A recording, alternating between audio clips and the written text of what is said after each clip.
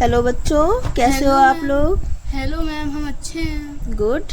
चलिए आज हम लोग क्लास 7th का दीपकम बुक का चैप्टर नंबर 6 देखेंगे। ओके, चलिए देखते हैं। षष्ठः पाठ, ठीक है, पाठ 6। क्या नाम है? क्रीडाम वयम श्लोकांत्याक्षरीम, है ना।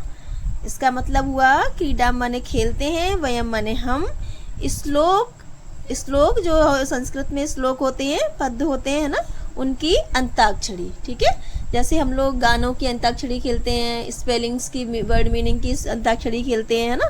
ऐसे ही ये लोग आपस में बात कर रहे हैं कि हम लोग चलो संस्कृत के श्लोकों की अंताक्षरी खेलते हैं। ठीक है, तो देखो पहले चित्र में ये 2-3 लड़कियां खड़ी हैं, आपस में क्या बात कर रही हैं, चलो देखते हैं। सखी दीपके वयम अधुना क्रीडितुम अभिलाषमः। सखी दीपके, ये कह रही है, सखी इसका नाम दीपिका है तो बोल रही है सखी दीपके, वयम माने हम सब, अधुना माने अब, क्रीडितुम अभिलाषामः हम लोग खेलने की इच्छा करते हैं, मतलब खेलना चाहते हैं, है ना। अभिलाषा माने इच्छा होता है। ठीक है, तो ये कह रही, अरे भारती बही वृष्टि अस्ति कथम क्रीडामः। तो ये कह रही है कि अरे भारती, बाहर तो बारिश हो रही है, कैसे खेलेंगे। वृष्टि अस्तु नाम इच्छा अस्ति चेत क्रीडामः। तो वो कह रही है, ये कह रही है कि बारिश तो ठीक है, इच्छा अस्ति चेत क्रीडामः, इच्छा हो रही है तो खेलेंगे।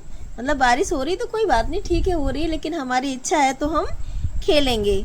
बहिर्गमनस्य आवश्यकता एव न अस्ति, बाहर जाने की आवश्यकता ही नहीं है। ठीक है, एव माने ही होता है, ये एक अव्यय शब्द है, इसका अर्थ होता है ही। तो बहिर्गमनस्य मतलब बाहर जाने की, आवश्यकता माने आवश्यकता, एव माने ही, न अस्ति माने नहीं है, बाहर जाने की आवश्यकता ही नहीं है। ऐसा नूतना क्रीड़ा अस्ति भो, यह तो नया गेम है, अंताक्षरी क्रीड़ा इति, है ना। इसको क्या बोलेंगे? अंताक्षरी क्रीड़ा, अंताक्षरी का खेल। तो ये कह रही है किम अंताक्षरी क्रीड़ा अहम अपि क्रीडामि। तो ये दूसरी लड़की आती है, वो कहती है क्या अंताक्षरी का खेल, मैं भी खेलूंगी। अब देखो ये कह रही है अवश्यम आगच्छन्तु वयम सर्वे क्रीडामः, हाँ अवश्य आओ, हम सब खेलते हैं। सखी तहिर क्रीडायाः नियमान सूचयति, सखी तो फिर खेल के जो नियम है उनको सूचित करती है ना। हम जब भी कोई खेल खेलते हैं तो उनके पहले नियम बना लेते हैं ना, कि किस किस तरह का कैसा करना है हमें। तो उसी तरह से ये लोग अपना खेल के नियम बना रहे हैं। तो क्या क्या नियम बनाए देखो। वयम गण द्वयम रचयामः, हम लोग 2 गणों की रचना करेंगे, मतलब कि 2 ग्रुप बनाएंगे, है ना। प्रथम गणस्य नाम ज्ञानमाला एव च द्वितीय गणस्य नाम रत्नमाला। अब ये कह रही है कि हम 2 गण बनाएंगे, 2 ग्रुप बनाएंगे, उनमें पहले ग्रुप का नाम क्या होगा? ज्ञानमाला, और दूसरे ग्रुप का नाम रत्नमाला। आदौ प्रथम गणस्य सदस्य एकम पद्यम गायति, आदौ का मतलब होता है प्रारंभ में या पहले। ठीक है, ध्यान से समझना, मैं किसी भी शब्द का अर्थ पूछ सकती हूँ बीच में। प्रथम गण के सदस्य क्या एक पद, मतलब एक कोई पद से गाएगा, है ना। जो पहले गण का सदस्य होगा वो किसी एक पद से गाएगा। तस्य पदस्य अंतिमेन व्यंजन वर्णेन द्वितीय गणस्य सदस्य सदस्या व अन्यम श्लोकम गायति। ठीक है, और उसी पद का जो अंतिम व्यंजन वर्ण होगा, मतलब अंतिम अक्षर होगा, उससे दूसरे गण का जो सदस्य या सदस्या होगी वो अन्य श्लोक को गाएगा, है ना। जैसे कि हम गाने में कोई अंताक्षरी खेलते हैं तो लास्ट में जो अक्षर आता है फिर उससे दूसरा गाता है ना। तो ऐसे ही इन्होंने कहा है कि हम संस्कृत का कोई एक श्लोक या पद्य गाएंगे और उसमें जो अंतिम अक्षर होगा उससे दूसरी जो गण होगा वो गाएगा। एवं क्रमशः क्रीड़ा प्रचलति। ठीक है, इस प्रकार से पूरा खेल हमारा चलेगा। ठीक है, नेक्स्ट लाइन देखते हैं। अहो महान आनंदः भविष्यति, अरे बहुत आनंद आएगा, बहुत अच्छा लगेगा। तहिर क्रीडामः, तहिर माने होता है तो खेल, क्रीडामः माने खेलते हैं। आदौ ज्ञानमाला गणः रकार इति अक्षरार्थ पद्यं गायति, ततः रत्नमाला गणः वदति। अब ये सब लोग कह रहे हैं कि अरे बहुत मज़ा आएगा, बहुत आनंद आएगा, चलो तो फिर हम खेलते हैं। जो आदौ माने पहली ज्ञानमाला गढ़ है, वो रा अक्षर से अपना जो पद है वो गाते हैं। ततः माने उसके पश्चात रत्नमाला गढ़ के लोग बोलते हैं। ठीक है, अब हम नेक्स्ट पेज पर देखते हैं। चलिए अब नेक्स्ट पेज पे देखते हैं। नेक्स्ट पेज पे देखो, नेक्स्ट पेज पे क्या है, इन्होंने देखो 2 गढ़ बना लिए हैं, है ना। अभी बताया था ना पहले आगे कि 2 गढ़ बनाए। एक का नाम क्या रखा है, बोलो। ज्ञानमाला। हाँ, ज्ञानमाला गढ़, और दूसरा रत्नमाला। रत्नमाला गढ़। ठीक है, अब ये दोनों ग्रुप देखो, इन्होंने जो अंताक्षरी खेली है ना, उसके बारे में यहाँ पे बताया गया है कि इन्होंने किस तरह से अंताक्षरी खेली है। तो इन्होंने देखो पहले जो ज्ञानमाला गढ़ है उसने ये वाला श्लोक गाया है, रा से स्टार्ट किया है ना इन्होंने। तो यहाँ पे इन्होंने ये वाला रूप यौवन संपन्न ये वाला श्लोक गाया है, और इसके लास्ट में देखो कौन सा अक्षर आ रहा है, का आया है। ठीक है, तो इन्होंने का से फिर रत्नमाला ने गाया है ये वाला श्लोक, काव्य शास्त्र विनोदेन कालो गच्छति धीमताम। फिर इनका देखो लास्ट क्या आया है, वा आया है। वा से फिर इन्होंने ज्ञानमाला ने गाया है विद्या विवाद आए, है ना। इनका लास्ट अक्षर क्या है, या से इन्होंने ये वाला गाया, ऐसाम न विद्या न तपो न दानम। ठीक है, फिर इनका लास्ट अक्षर क्या आया है, त। तो ता से फिर इन्होंने स्टार्ट किया है तदा वृत्तिष्ठ कीर्तिष्ठ। इनका लास्ट अक्षर वा, है ना। वा से इन्होंने गाया विद्या नाम नरस्य। फिर ऐसे ही इनका चलता रहा, देखो इधर लास्ट में सा आया है, तो सा से इन्होंने ये वाला गाया। फिर इनका लास्ट में क्या आया है, न, तो ना से इन्होंने ये गाया श्लोक। इसके बाद इनका आया ता से फिर इन्होंने तारा नाम भूषणम ये वाला श्लोक गाया। इनका लास्ट में आया है माँ, है ना, माँ आया है, लेकिन यहाँ इन्होंने ना से स्टार्ट किया है। कभी कभी ऐसा होता है ना, कुछ वर्ण ऐसा आ जाते हैं जिसका श्लोक, तो इन्होंने अक्षर इनको दिया है ना, है ना। ड़ा की जगह माँ एक अनुनासिक वर्ण है, इसके आगे ड़ा भी अनुनासिक वर्ण है, तो इन्होंने इनको माँ ड़ा की जगह अक्षर दे दिया है अनुनासिक वर्ण का दूसरा न। ठीक है, ना अक्षर दिया, तो ना से फिर इन्होंने ये वाला श्लोक गाया। तो इस तरह से ये इन लोगों की अंताक्षरी चली है। अब इन्हीं श्लोकों को जो इन्होंने अंताक्षरी में गाए हैं, उन्हीं को नीचे भावार्थ और अच्छे से इनको समझाया गया है। ठीक है, यही वाले श्लोक हैं जो नीचे समझाए गए हैं। तो फर्स्ट नंबर का जो ये श्लोक इन्होंने गाया है उसका हम अर्थ देखते हैं, क्या है। रूप यौवन संपन्ना विशाल कुल संभवा विद्याहीना न शोभन्ते निर्गंधा एव किंसुका। ठीक है, देखो नीचे दिया होता है पदच्छेद, अन्वय और भावार्थ। ठीक है, इसका मतलब होता है जो पदच्छेद होता है ना, ये जो मिला के लिख देते हैं ना शब्द संस्कृत में, पदच्छेद का मतलब होता है इनको अलग अलग करके लिखना। ठीक है, जैसे देखो ये है रूप यौवन संपन्ना, तो इसको अलग अलग करके कैसे लिखा है, रूप यौवन संपन्ना, है ना। ऐसे ये देखो विशाल कुल संभवा, इसको अलग करके लिख दिया विशाल कुल संभवा, है ना। तो पदच्छेद में पदों को अलग अलग उनका छेदन करके, मतलब उनको अलग अलग करके लिखना। ठीक है, अन्वय का मतलब होता है संस्कृत में उसका अर्थ, है ना, संस्कृत में क्या मतलब इस श्लोक का क्या अर्थ होगा वो, और भावार्थ उसका क्या भावार्थ निकल के आ रहा है, उसका विशाल अर्थ क्या है, मतलब उसको किस तरह से मतलब क्या अर्थ मीनिंग निकल रहा है उस श्लोक का। ठीक है, इस तरह से होता है। तो हम इसका अर्थ देखेंगे क्या होगा, भावार्थ से देखते हैं। ऐसाम सुंदरम रूपम अस्ति, ऐसाम माने जिनका सुंदर रूप होता है, मतलब जो बहुत सुंदर होते हैं। ठीक है, यौवनम अस्ति सुंदर यौवन होता है। उत्तमे कुले जन्मम अपि प्राप्तम, और जिनका बहुत अच्छे ऊंचे कुल में जन्म होता है ना। किंतु ते यदि विद्यायाः अर्जनम न कुर्वन्ति तहिर तेषाम शोभा न भवति, लेकिन अगर वो लोग विद्या का अर्जन नहीं करते हैं, पढ़ते लिखते नहीं हैं, तो उनकी शोभा बढ़ती नहीं है ना, तो उनकी कोई शोभा नहीं होती है। मतलब कि चाहे कितने भी सुंदर हो, कितने भी रूपवान हो, कितना भी अच्छा यौवन हो, और बहुत ऊंचे परिवार में किसी मतलब बड़े खानदान में जन्म लिया हो, लेकिन अगर कोई जो पढ़ता लिखता नहीं है, विद्या नहीं होती है, तो वो शोभा को प्राप्त नहीं करता है।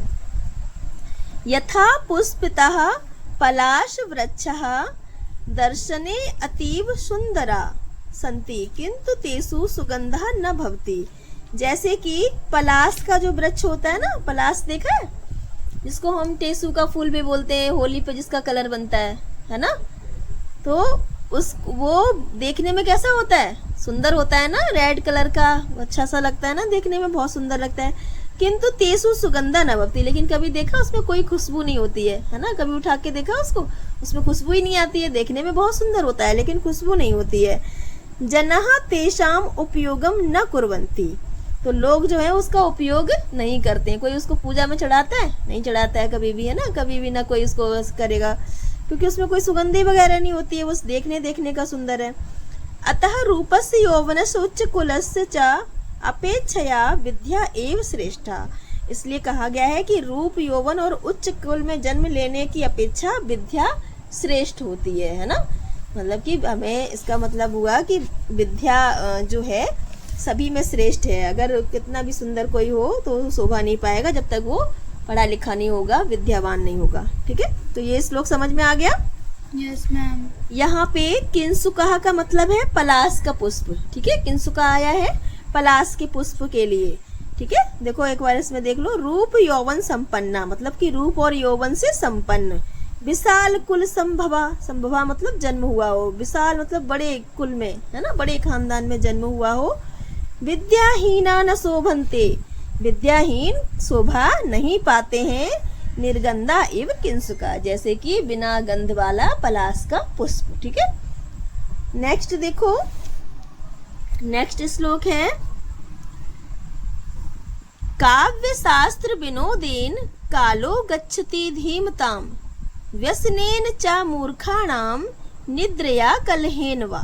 ठीक है, अब इसी तरह से देखो इसका भी पदच्छेद दिया गया है अलग अलग करके, है ना। काव्य शास्त्र विनोदेन कालः गच्छति धीमताम, अन्वय इसका संस्कृत में ये अर्थ हो गया। अब इसका भावार्थ देखो, ये है ना, क्या है, बुद्धिमन्तः जनः काव्यानां शास्त्राणां च अनुशीलेन समयस्य सदुपयोगम कुर्वन्ति। इसमें कहा गया है कि जो बुद्धिमान जनः माने लोग होते हैं, वो काव्य शास्त्रों को पढ़ने में, च माने और, अनुशीलनेन उनका अनुशीलन करने में, समय से सदुपयोगम कुर्वन्ति समय का सदुपयोग करते हैं। मतलब कि जो बुद्धिमान लोग होते हैं वो क्या करते हैं, अपना ज़्यादातर टाइम अच्छी अच्छी बुक्स को पढ़ने में, है ना, उनसे ज्ञान लेने में निकालते हैं। परंतु मूर्ख जनः, जो मूर्ख लोग होते हैं, है ना, जो बुद्धू होते हैं, वो क्या करते हैं, शयनम कृत्वा सोने में, परस्परम कलह कृत्वा आपस में कलह करने में, अथवा दुर्व्यसनेन मतलब बुरे काम करने में, अमूल्य समय अपना अमूल महत्वपूर्ण समय का दुरुपयोग करते हैं। दुरुपयोगम कुर्वन्ति मतलब दुरुपयोग करते हैं। मतलब बताया गया कि जो बुद्धिमान लोग होते हैं वो पढ़ने लिखने में अपना समय व्यतीत करते हैं, और जो मूर्ख लोग होते हैं वो लड़ाई झगड़ा, है ना, बुरे कर्मों को करने में अपना समय जो है वो बर्बाद कर देते हैं। अतः वयम नित्यम विद्या अभ्यासेन पठनेन लेखनेन वा समयस्य सदुपयोगम कुर्मः। अतः हम नित्य माने रोज अपना विद्या अभ्यास और पढ़ने और लिखने में समय का सदुपयोग करें, है ना।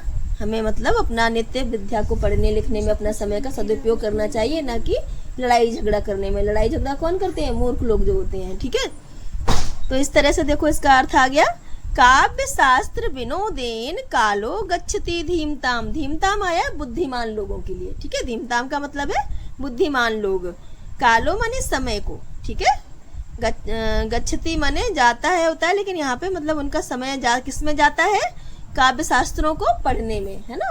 उन जो बुद्धिमान लोग होते हैं उनका समय ज्यादातर काव्य शास्त्रों को पढ़ने में जाता है, और जो मूर्खाना माने मूर्ख लोग होते हैं उनका ज्यादातर समय किस में जाता है, सोने में और लड़ाई झगड़ा करने में, है ना, और गलत काम करने में, बुरे कर्म करने में। ठीक है, आ गया ना सेकंड वाला समझ में? गुड। थर्ड श्लोक देखते हैं, ये सब उनकी अंताक्षरी के चल रहे हैं। ठीक है, क्या है, विद्या विवादाय धनम मदाय शक्ति परेशाम परिपीडनाय खलस्य साधोर विपरीतम एतत् ज्ञानाय दानाय च रक्षणाय। ठीक है, इसमें देखो कहा गया है, परिच्छेद मैंने आपको बता दिया था, अलग अलग अर्थ है ना। और इसमें देखो भावार्थ में देखते हैं क्या बोल रहे हैं। दुष्टः जनः विद्याया उपयोगम कलहार्थ करोति। मतलब जो दुष्ट लोग होते हैं वो बुद्धिया का उपयोग किस में करते हैं? कलह करने में, लड़ाई झगड़ा करने में, बहस करने में, है ना। धनस्य उपयोग अहंकारार्थम करोति। और जो धन का उपयोग होता है वो लोग अहंकार करने में करते हैं कि अरे हमारे पास तो बहुत सारा पैसा है ना, अहंकार आ जाता है उन्हें। सामर्थ्यम उपयोगम अन्येषां पीडनार्थम च करोति। और जो उनके पास शक्ति होती है, सामर्थ्य होता है, उसका उपयोग वो लोग दूसरों को पीड़ा पहुंचाने में करते हैं। कौन करता है? दुष्ट व्यक्ति है ना, जो मूर्ख व्यक्ति होते हैं, दुष्ट लोग होते हैं वो। किंतु सज्जनस्य स्वभावः एतस्य विपरीतः भवति। किंतु जो सज्जन लोग होते हैं उनका स्वभाव इसके विपरीत होता है। ठीक है, सह विद्यायाः उपयोगम, वो विद्या का उपयोग अन्येषां ज्ञानवर्थम करोति। वो विद्या का उपयोग अन्य माने दूसरे लोगों को ज्ञान देने में, उनका ज्ञान बढ़ाने में करते हैं। धनस्य उपयोगम दानार्थम करोति। और जो धन होता है उनके पास, उसका उपयोग वो लोग दान करने में करते हैं ना, जिनको जरूरत होती है, जरूरतमंद को वो दान कर देते हैं जाके। सामर्थ्यस्यम उपयोगम दुर्बला नाम रक्षणाम च करोति। और जो उनकी शक्ति होती है उसका उपयोग वो लोग जो दुर्बल कमजोर लोग होते हैं उनकी रक्षा करने के लिए करते हैं, है ना। तो मतलब कुल मिला के ये बोला गया है कि जो दुष्ट और सज्जन लोग होते हैं वो लोग अलग अलग तरह से विद्या, धन और शक्ति का प्रयोग करते हैं ना। जो दुष्ट लोग होते हैं वो तो विद्या का प्रयोग बहस करने में, थोड़ा पढ़ लेंगे फिर अपनी मतलब वो करेंगे, बहस करने लगेंगे किसी से, नहीं ऐसा होता है, इस तरह से। और धन होता है उनका, वो अहंकार में अपना प्रयोग करते हैं, और शक्ति का दूसरों को पीड़ा पहुंचाने में। लेकिन जो सज्जन लोग होते हैं वो उसके विपरीत आचरण करते हैं। वो विद्या का प्रयोग ज्ञान देने में करते हैं, और धन का प्रयोग दान देने में, और जो शक्ति होती है उसका प्रयोग जो कमजोर वर्ग होता है उनकी रक्षा के लिए करते हैं। तो इस तरह से इसी श्लोक का अर्थ समझ में आ गया। Yes ma'am. आज हम यहीं तक पढ़ेंगे, आगे के श्लोक हम लोग नेक्स्ट वीडियो में देखेंगे। Okay okay ma'am. Bye. Bye.